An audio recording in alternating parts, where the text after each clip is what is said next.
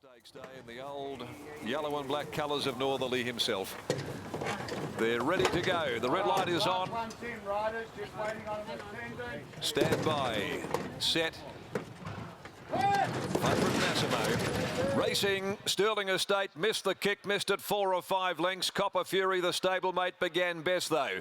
Out pretty quickly also on the outside is Pretty Style, settling right over the speed, driving forward the former Queenslander. He's out there wide, Martinelli, but punching forward, and Massimo is inside of his heels next from Spirit and Fire. Over on the inside in a very compact field, Transgressor, and 2 lengths behind them, King's Authority. Back at the tail of the field is Sterling Estate, who made a real mess of the start. At the 450, nearing the home corner, Copper Fury led them for home. A length and a half, Pretty Style, Transgressor poking up near the fence. Then wider out, Martinelli, Spirit and Fire. Massimo lost his way coming around the home turn. He's still 5 or 6 lengths off the leaders. Copper Fury, Pretty Style, no run, Transgressor. Has to steady to try and get around their heels. King's Authority. Massimo's winding up, Pretty Style on the outside. Hits the front. Pretty Style in a head bobber, I thought it was Pretty Style.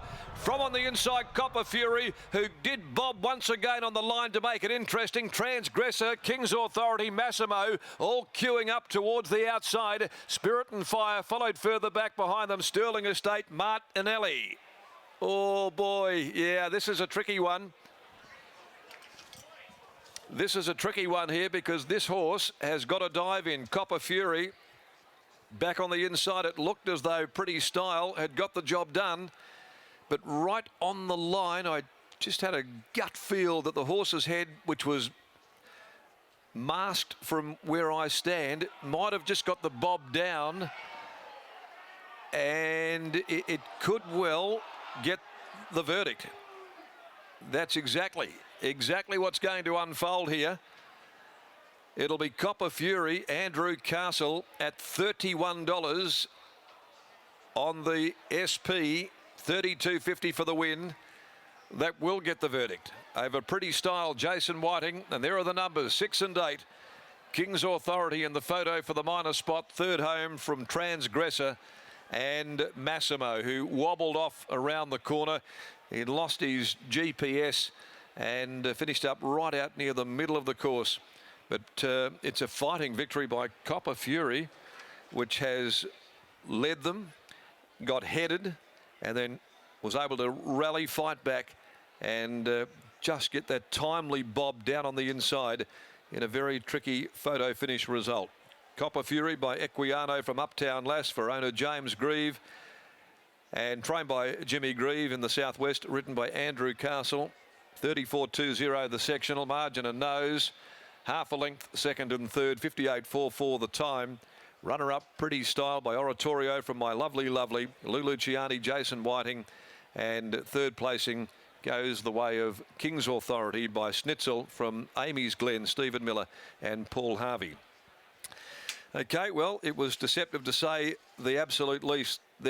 You just couldn't quite see his head properly, but you had a gut feeling that maybe Pretty Style got the head a little higher than what Whiting would wanted it have been, and Copper Fury's just got that very timely bob in, and despite being masked up on the inside, will have got the verdict. As Andrew Castle comes back, let's go to Brittany Taylor joining us in the yard after that very tight go in the previous. Oh, a tight go indeed, Darren, and I don't even think Andrew Castle knew that he won. He was looking up at the board sort of checking, and you saw the smile beam across his face.